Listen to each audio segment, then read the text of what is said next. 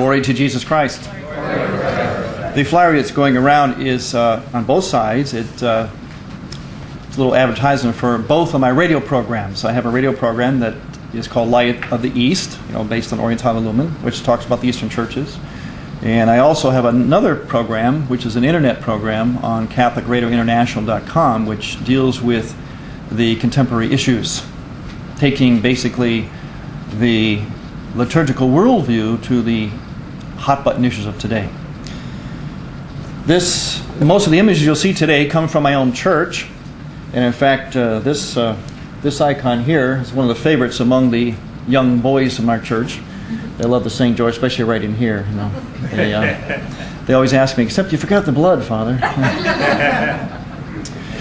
The word Orientale Lumen, Light of the East, was of course a document by John Paul II in which he said in there, basically he was imploring primarily, not only the whole Catholic Church, but primarily the Western lung of the Church, as it were, to learn about the Eastern churches. And he said for two reasons. One, to be nourished by them, and secondly, to work towards unity.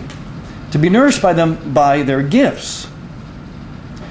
And I believe that perhaps one of the greatest gifts of the Eastern lung of the Church, especially in the Western world, particularly because we find ourselves in a Western world, is the sacramental liturgical worldview. It's a worldview, the sacramental liturgical worldview. And this worldview is made real, I think, certainly in one way, precisely through the feast days of our churches, of the Eastern churches.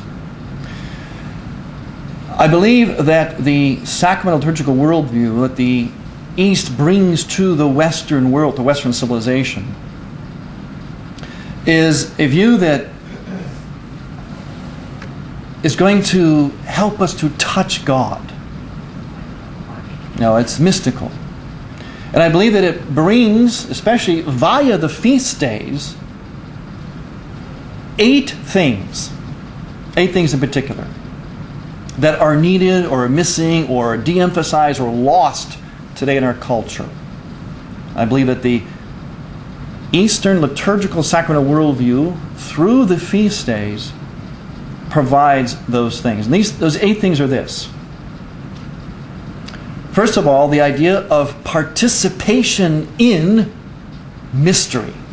Not just thinking about it, knowing about it, learning about it, but actually participating in it. The idea of participation in mystery. Second thing is the rhythm of life. There is a normal rhythm of life, as we'll see. And it is precisely through the feast days, how they're lived, how they're presented, that we actually are called back to what we need so badly in our culture today, the actual rhythm of life. We forgot how to live life. The third thing is the sense of authority or patrimony, of rootedness. In other words, that there is something, some source, persons, a history, an origin greater than ourselves to which we ascend to. We sort of reach back and touch to fortify ourselves. That sense of something that came before us that has an integrity, has a perennial value.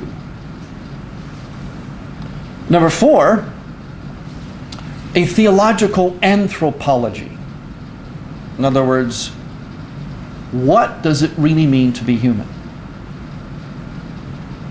Number 5, the destiny of being human. Where are we ultimately going? Where were we ultimately intended to be? How we were originally created. The 6th thing is the reality of the incarnation. In other words, the invisible made visible through the physical. The invisible. We like to say in the East, we like to describe who God isn't. He's indescribable, ineffable, inconceivable, incomprehensible. that indescribable, invisible God becomes visible, actually tangible, through the physical, the reality incarnation. Number 7, the spousal mystery, nuptials, which literally define the why behind our being man and woman. And number 8, our connectedness with the environment, with nature. These, I think, are 8 areas of weakness in Western culture today, the modern Western world, which I believe that the feast days of the church, in the Eastern Church, actually draw us into, actually provide an answer for. As I mentioned, first and foremost, they're going to help us to touch God, to make God present, to make the invisible visible in a very real and tangible way, in a total way, in a totally human way.